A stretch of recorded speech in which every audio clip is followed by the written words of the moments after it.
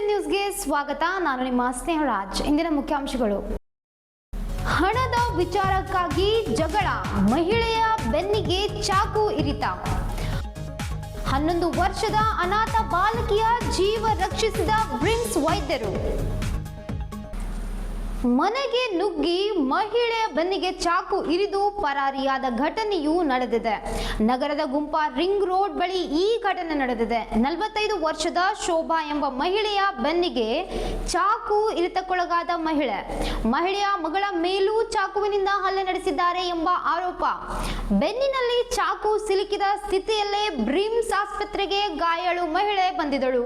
ಮಹಿಳೆ ಹಾಗೂ ಮಗಳ ಬ್ರಿಮ್ಸ್ ಶಸ್ತ್ರಚಿಕಿತ್ಸಾ ವಿಭಾಗದಲ್ಲಿ ಚಿಕಿತ್ಸೆ ಕೊಡಲಾಗಿತ್ತು.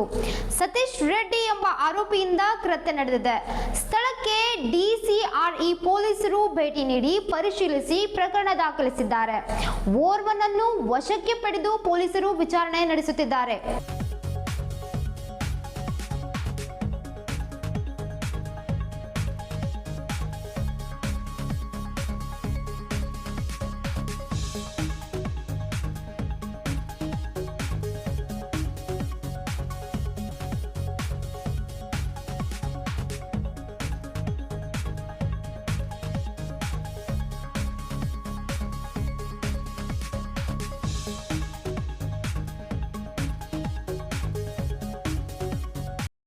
ಬೀದರ್ನ ಬ್ರಿಮ್ಸ್ ಆಸ್ಪತ್ರೆಯ ಸಾವು ಬದುಕಿನ ಮಧ್ಯೆ ಹೋರಾಡುತ್ತಿದ್ದ 11 ವರ್ಷದ ಅನಾಥ ಬಾಲಕಿಯ ಜೀವ ಉಳಿಸುವಲ್ಲಿ ವೈದ್ಯರು ಯಶಸ್ವಿಯಾಗಿದ್ದಾರೆ.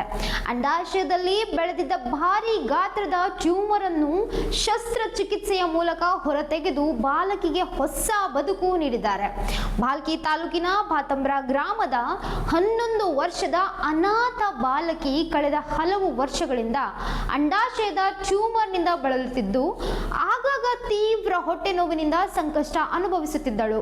ಚಿಕಿತ್ಸೆಗಾಗಿ ಬೀದರ್ನ ಬ್ರಿಮ್ಸ್ ಆಸ್ಪತ್ರೆಗೆ ದಾಖಲಾದ ಬಾಲಕಿಯನ್ನು ವೈದ್ಯರು ಪರೀಕ್ಷಿಸಿದಾಗ ಅಂಡಾಶಯದಲ್ಲಿ ದೊಡ್ಡ ಗಾತ್ರದ ಟ್ಯೂಮರ್ ಇರುವುದು ಪತ್ತೆಯಾಗಿದೆ. ತಕ್ಷಣವೇ ಬಾಲಕಿಯನ್ನು ಆಸ್ಪತ್ರೆಗೆ ದಾಖಲಿಸಿಕೊಂಡು ವೈದ್ಯರ ತಂಡ ಯಶಸ್ವಿ ಶಸ್ತ್ರಚಿಕಿತ್ಸೆ ನೀಡಿ ಹೊಟ್ಟೆಯೊಳಗೆ ಬೆಳೆದಿದ್ದ ಗಡ್ಡೆಯನ್ನು ಸುರಕ್ಷಿತವಾಗಿ ಹೊರತೆಗೆದಿದ್ದಾರೆ.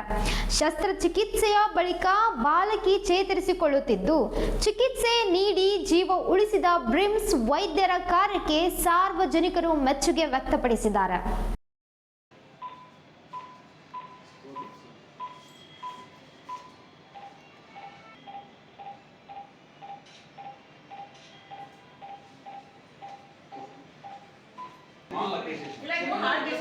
ಇನ್ನೊಂದು ಕೇಸ್ ಇದೆ, ನಾನು 6th ಫ್ಲೋರ್ನಾಗ ಇನ್ನೊಂದು ಕೇಸ್ ಐತಲ್ರಿ ಸರ್, ನೀವು ಮಾಡಿ.